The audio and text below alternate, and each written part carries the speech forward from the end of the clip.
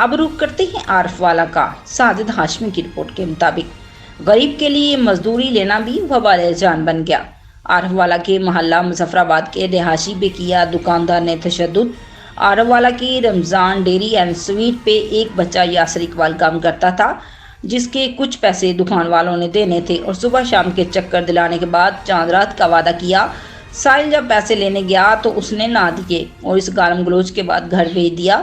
साहिल अपने बड़े भाई के हमरा दुकान पे पहुंचा तो दुकानदार से पैसे मांगे तो उन्होंने इलेक्ट्रॉनिक प्लास के साथ नासिर इकबाल पे तशद्दुद किया और पैसे भी ना दिए, यानी एक चोरी और ऊपर से सीनाजोरी।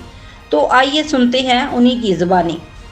अस्सलाम वालेकुम। मैं दुध का काम करता सी, उहदे कोल पैसे लेने सी, उन्हें पैसे नहीं दिते। चांद रात का कहते सी, उन्हें चांद रात को मैं गया, उन्हें चांद रात को नहीं दिते। फिर डेली गेड़े देन लग गया।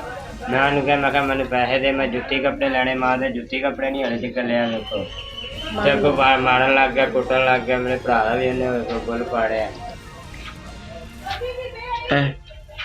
ਹੁਣ ਪੈਸੇ ਲੈਣ ਗਿਆ ਤੇ ਅੱਗੋਂ ਗਲਾਸ ਮਾਰ ਕੇ ਤੇ ਉਹਦਾ ਬੁੱਲ ਪਾੜ ਦਿੱਤਾ ਤੇ ਗਲ ਪੈ ਗਿਆ।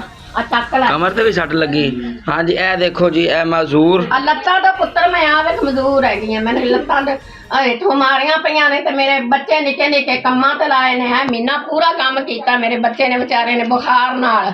ਹੈ ਤੇ ਪੈਸੇ ਲੈਣ ਦੀ ਵਾਰੀ ਆਂਦਾ ਨਾ ਕਿ ਅੱਗੋਂ ਲੈਣ ਗਏ ਨੇ ਤੇ ਗਲ ਪੈ ਗਏ। ਕੋਈ ਗੱਲ ਕਰਨ ਵਾਲੀ ਇਹ ਬੱਚਾ ਆਂਦਾ ਨਾ ਕਿ ਇਨਸਾਫ ਹੁਣ ਤੁਸੀਂ ਕਰਨਾ।